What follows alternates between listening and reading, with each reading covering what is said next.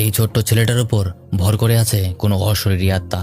মাঝে মাঝেই তার চেহারাটা এক ৮০ বছরের বৃদ্ধের মতো হয়ে যায়। এই ছেলেটা প্রায়ই গ্রামের কোনো না কোনো মানুষকে মেরে তাদের রক্ত খেয়ে ফেলে। কিন্তু এই ছেলেটার এই অবস্থা হলো কিভাবে, আর শেষ পর্যন্ত তার সাথে কি হয়েছিল, সবকিছুই জানবো আমাদের আজকের ভিডিওতে।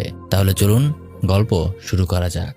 গল্পের শুরুতেই দেখা যায় কসিম নামের একটা লোক নদীর ভেতরে একটা বড় সাইজের হীরার টুকরা খুঁজে পায়, যার ফলে সে রাতারাতি বড়লোক হয়ে যায়। তার স্ত্রী লারাসকে নিয়ে সে তাদের নতুন বাড়িতে এসে ওঠে। লারাস তখন প্রেগনেন্ট ছিল। রাতারাতি বড়লোক হয়ে যাওয়ার কারণে তার স্বামী অনেক অহংকারী আর অত্যাচারী মানুষে পরিণত হয়। সে নিজের সকল কাজই টাকা পয়সার বিনিময়ে হাসিল করে নিতে শুরু করে, কারণ তার কাছে এখন টাকার কোনো অভাব ছিল না। সে চায় এখন থেকে এই গ্রামের যারাই তাকে অবজ্ঞা করেছিল এখন তারাই তাকে মাথা নত করে সম্মান করবে। এই ছেলেটার নাম ডরমেন। সে কালো জাদু প্র্যাকটিস করত। এই কালো জাদুর সাহায্যে সে একজন মৃত মানুষকে জীবিত করতে এসেছে। জঙ্গলে খুঁজতে খুঁজতে শেষ পর্যন্ত সে তার কাঙ্ক্ষিত মানুষের কবরটা খুঁজে পায়, যার নাম ছিল আলবার্ট। কবর থেকে সে একটা মানুষের মাথার খুলি তুলে নিয়ে কালো জাদু করতে শুরু করে। প্রথমে সে একটা মুরগিকে অনেক ভয়ঙ্করভাবে হত্যা করে। এরপর এটা রক্ত সে মৃত মানুষের মাথার খুলিতে লাগায় আর কালো জাদু করতে শুরু করে। এরপর সে পাশে থাকা একটা পাত্রের ভেতরে অনেকগুলি টাকা পেয়ে যায়, যা দেখে সে অনেক খুশি হয়ে যায়। কিন্তু চোখের পলকেই এই টাকাগুলো আবর্জনায় পরিণত হয়। তখনই সেই মৃত মানুষটা তাকে বলে, আমাকে জীবন দাও আর আমি তোমাকে সম্পদ এনে দেব।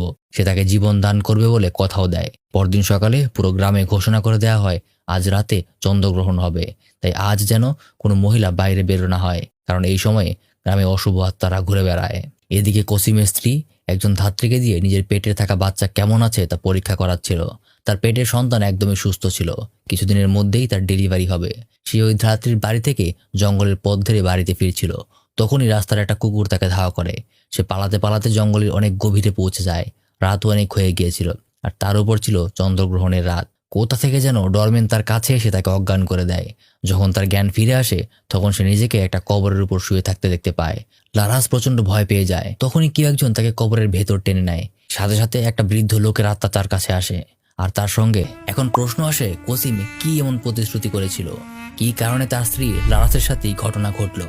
আমার মনে হয় সিনেমার শুরুতেই যেমনটা দেখানো হয়েছিল কসিম রাতারাতি বড়লোক হয়ে যায় এবং নদীতে হীরার টুকরা খুঁজে পায়, এটা ছিল সম্পূর্ণ কালো জাদুর মাধ্যমে। কসিম হয়তো কোনো কালো জাদুর মাধ্যমে শয়তানের সাথে এরকম কোনো প্রতিশ্রুতি করেছিল যেটার মাধ্যমে সে রাতারাতি বড়লোক হয়ে যেতে পারবে, আর সে সেটা কখনোই পূরণ করেনি। যার কারণে শয়তান তার স্ত্রীকে বাচ্চা সহ উঠিয়ে নিয়ে গেছে। আর যেহেতু সে নাস্তিক ছিল তাই এটা তার কাছে তেমন কঠিন কিছু ছিল না।